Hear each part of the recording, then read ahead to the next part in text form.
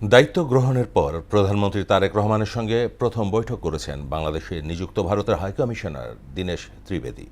এতে শেখ হাসিনা ও শহীদ ওসমান হাদি হত্যাকাণ্ডে জড়িতদের ফেরত দেওয়ার দাবি জানিয়েছে বাংলাদেশ। বৈঠক শেষে প্রধানমন্ত্রীর সঙ্গে সৌহার্দ্যপূর্ণ আলোচনা হয়েছে উল্লেখ করে হাইকমিশনার বলেন, দুই দেশের সম্পর্ক উন্নয়নের সুযোগ রয়েছে। মফির রহমানের রিপোর্ট।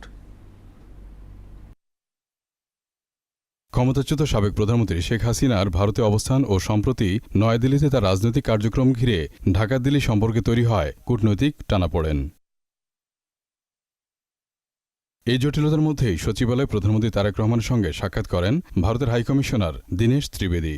গেল জুনে দায়িত্ব নেওয়ার পর প্রধানমন্ত্রীর সঙ্গে এটি তার প্রথম সাক্ষাৎ।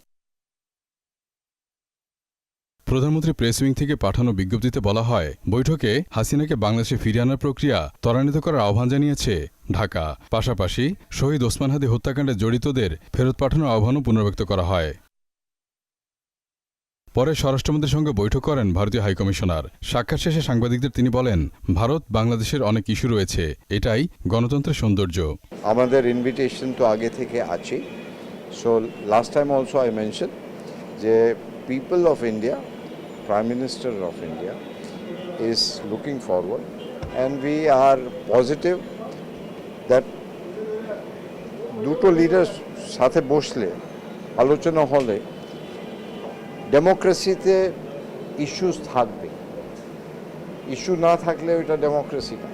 ঠিক আছে, আমাদের ইস্যু হবে, বাংলাদেশের ইস্যু হবে, কিন্তু মানুষের ইস্যু একটাই যে ভালো সম্পর্ক। আর ভালো সম্পর্ক হলে it be win win situation. আলোচনার মাধ্যমে দুই দেশের সম্পর্ক এগিয়ে নেওয়ার সুযোগ রয়েছে বলেও উল্লেখ করেন তিনি। কোনো ইস্যু নাই যা আমরা বসে সেটেল করতে পারি না। আর আমাদের মধ্যে it is a win win situation. দুই দেশের ভাইব্রেন্ট ডেমোক্রেসি, আমি সবসময় বলি, একটা গণতন্ত্র দুই দেশে। আর দুই দেশই চায়, লোকেরা সাধারণ মানুষ কি চায়?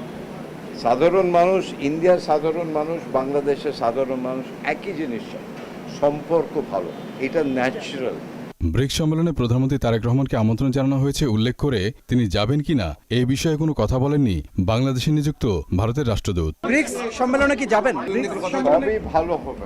তবে আলোচনার মাধ্যমে দুই দেশের সম্পর্ককে এগিয়ে নেওয়ার সুযোগ রয়েছে বলেও জানান ত্রিবেদী। আমার মনে হচ্ছে আগামী দিন ভালোই হবে, ইস্যুসটা শর্ট আউট করতেই হবে। মফির রহমান, মোহনা সংবাদ, ঢাকা।